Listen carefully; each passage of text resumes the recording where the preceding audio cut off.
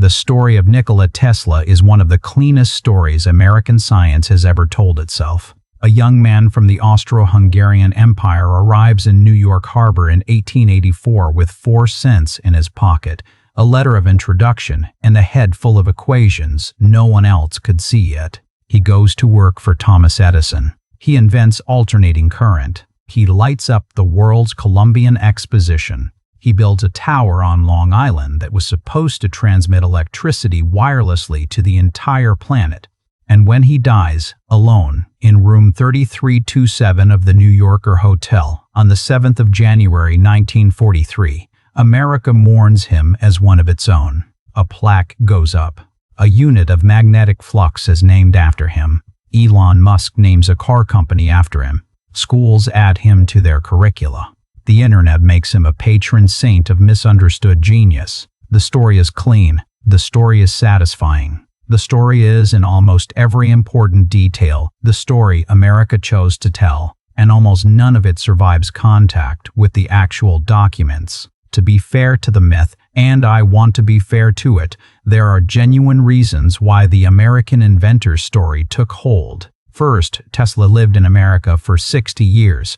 From 1884 until his death, he worked here, filed patents here, built laboratories here. If residency and labor create nationality, he had a stronger claim to American identity than most people born within its borders. Second, his greatest work, the polyphase alternating current system that still powers every electrical outlet on Earth, was developed, patented, and commercialized entirely within the United States. The generators at Niagara Falls, installed in 1895 by Westinghouse using Tesla's patents, were an American engineering project funded by American capital. When the lights came on, they came on in America first. Third, Tesla himself cultivated an American identity. He became a U.S. citizen in 1891. He gave interviews in English.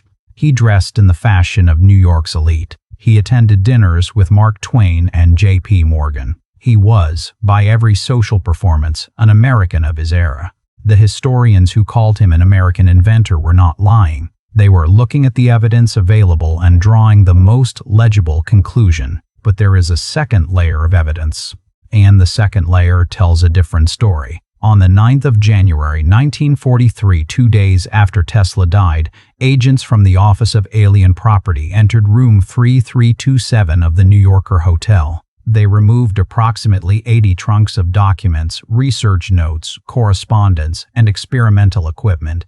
They classified the contents. They sealed them from public access, and they did so under the authority of the Alien Property Custodian Act, a wartime legal mechanism designed to seize assets belonging to enemy aliens and foreign nationals. Tesla had been a U.S. citizen since 1891. And yet the U.S. government classified him, in the legal language of its own seizure order, as an alien. Let that sit for a moment. The man whose system of electrical power the United States had been using for 50 years. The man whose face would eventually appear in science classrooms on postage stamps, and on the hood of America's most famous electric car, was treated by the U.S. government. 2 days after his death, not as an American inventor, but as a foreign national whose intellectual property belonged to the state. The question worth asking is not just what happened, but why the gap between Tesla's official mythology and his actual legal status went unexamined for so long. There are at least 3 structural reasons. The first is timing. Tesla died in 1943, in the middle of the Second World War, in a New York City that had more urgent things to worry about than the legal status of a 76-year-old inventor. The Office of Alien Property Seizure was a bureaucratic event, not a public scandal. No press conference. No protest. The trunk simply disappeared into a government warehouse in Washington, and the press moved on. The second is the Cold War reframing. In the late 1940s, as the Soviet Union began celebrating Tesla as a Serbian Yugoslav national hero, naming institutions after him, placing him on banknotes, building a museum to him in Belgrade, the United States had a counter-propaganda interest in claiming him as its own. A stateless inventor who died with his property seized by the government was not a useful Cold War symbol. An American genius who lit up the world was. The myth didn't appear spontaneously. It was, at least in part, politically useful. The third reason is the documents themselves. When the FBI finally declassified portions of the Tesla seizure files in the 1980s, the records revealed that the government had specifically contracted Massachusetts Institute of Technology physicist John G. Trump, the uncle of Donald Trump, to assess Tesla's papers. Trump's 1943 report concluded that Tesla's work, while interesting, contained no immediately dangerous or exploitable military secrets. The papers were eventually transferred to Yugoslavia's custody in 1952, then to the Nikola Tesla Museum in Belgrade, where many remain today. The story of what was in those trunks has never been fully told.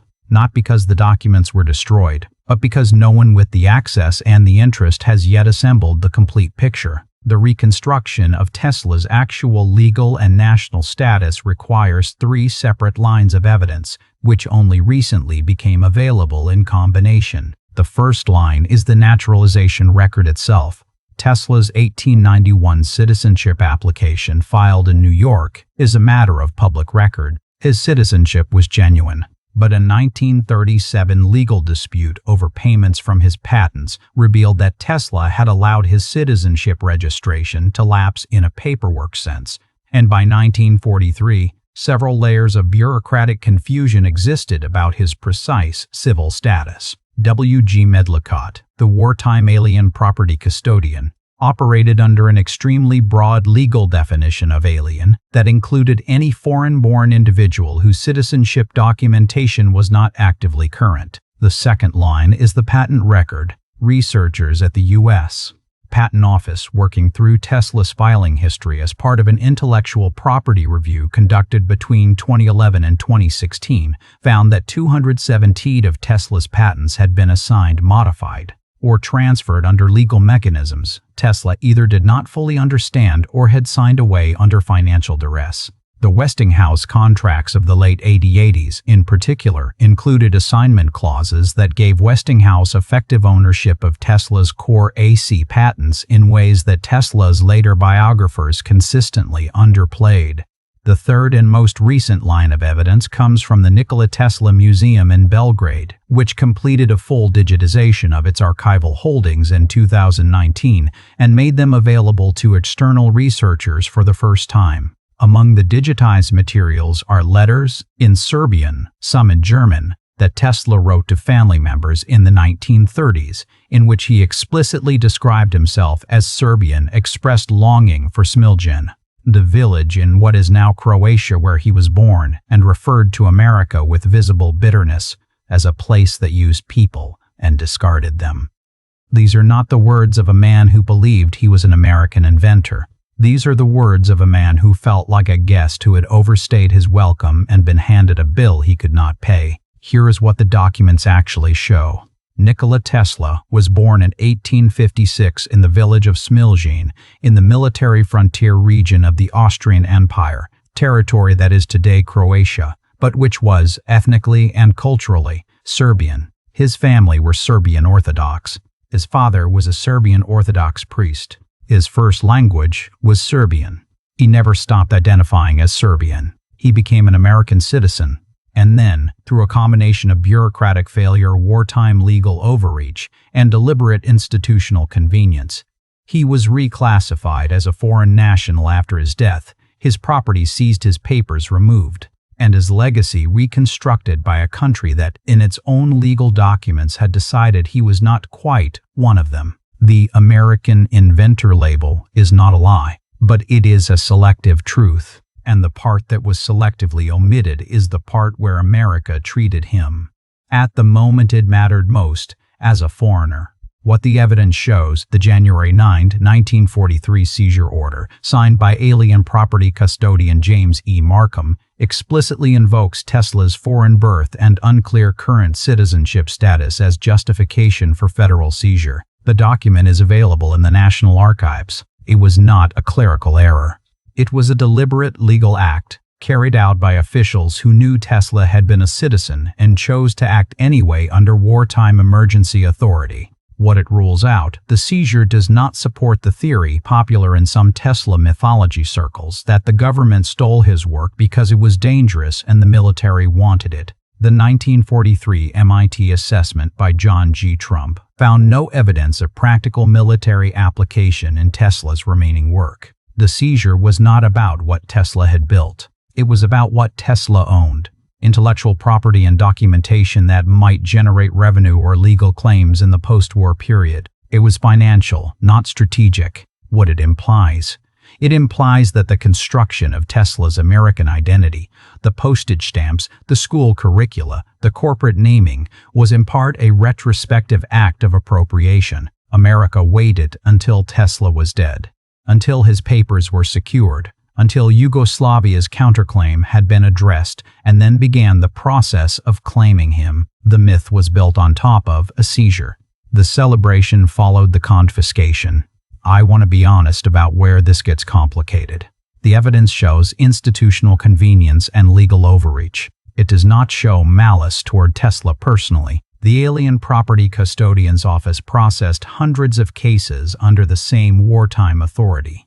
Tesla was not singled out for unique persecution, but he was also not protected, and the absence of protection, for a man who had given the country its electrical system, is its own kind of statement. The question that the patent records raise, and that I have not yet been able to fully answer, is whether any portion of Tesla's later experimental work, the material in those 80 trunks, has ever been fully inventoried and published. If you are watching this channel for the first time, this is what we do here. We follow the primary documents until they run out, and we are honest about where they do. If that sounds like the kind of science journalism you want more of, subscribe before the next section, because the story is about to get more complicated, not less. 2 objections to this framing deserve a serious hearing. The first comes from W.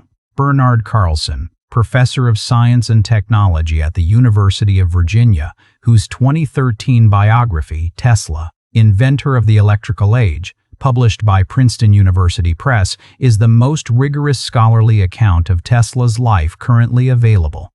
Carlson argues that Tesla's identity was genuinely hybrid, that he thought of himself as Serbian by blood and American by vocation, and that framing him primarily as a victim of American institutional erasure misrepresents the extent to which Tesla himself embraced and benefited from American patronage networks. Tesla received funding from J.P. Morgan, the support of George Westinghouse, and the facilities of his Colorado Springs and Long Island laboratories, none of which would have been available to him in Serbia. America gave Tesla things Serbia could not. This is a fair point, and I accept it as a genuine complication, not a refutation. The second objection is structural. The alien property custodian seizure may have been bureaucratically correct rather than politically motivated. Legal historian Jonathan Charney, writing in the Law and History Review in 1998, documented that wartime property custodians were operating under instructions to err broadly.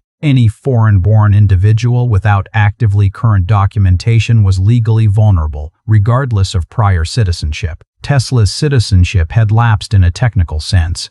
The seizure may have been legal injustice rather than illegal act. Again, fair.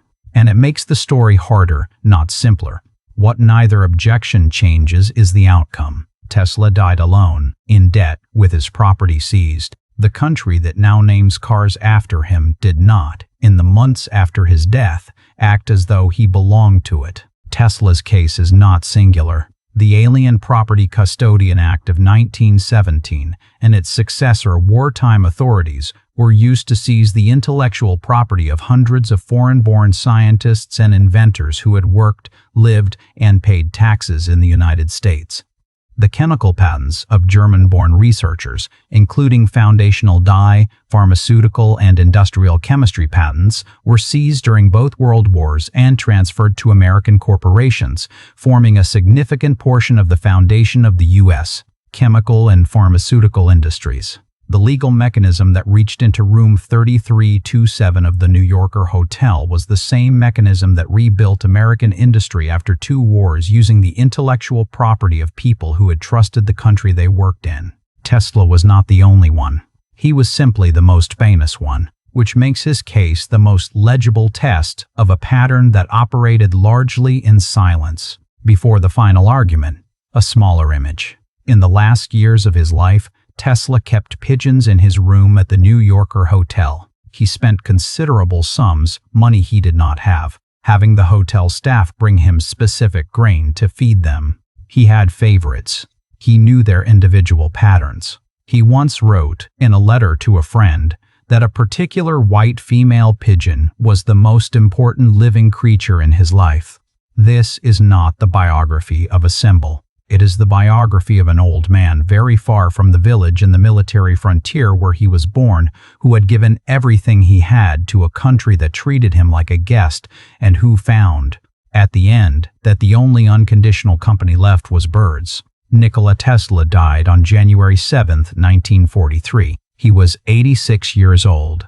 He died in debt. He died with his belongings about to be confiscated. He died in a country that would, within decades, name roads, airports, and corporations after him, while keeping his papers in government storage for 9 years before returning them, not to American scientists, but to Yugoslavia, his birthplace. Smiljan is today a museum in Croatia. The Nikola Tesla Museum in Belgrade, Serbia, holds the largest collection of his original documents in the world. Both countries claim him. The United States is the third claimant. He belongs, in the end, to a category that history is full of, the people whose labor built something that outlasted their own citizenship. There is a particular kind of myth that grows most vigorously over graves.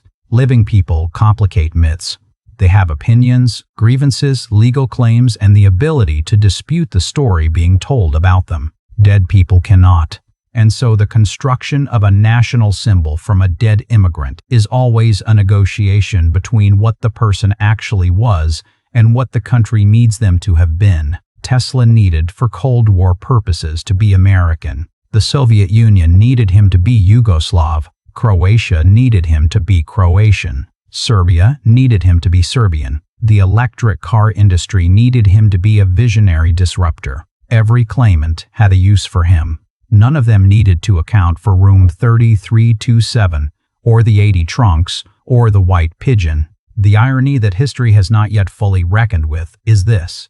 The country that celebrates Tesla most loudly, that names its science prizes after him, its consumer products after him, its public squares after him, is also the country that in the legal language of its own wartime documents decided that he was not one of its own at the moment when that decision had material consequences. The myth and the document coexist. They always have. The question is which one you are looking at. And the specific question that remains open, the one the archival record at the National Archives still cannot fully answer, is this: what was actually in the 80 trunks that agents removed from the New Yorker hotel in January 1943, and has any of it ever been fully and independently inventoried? That question has a verifiable answer. We simply do not yet have it.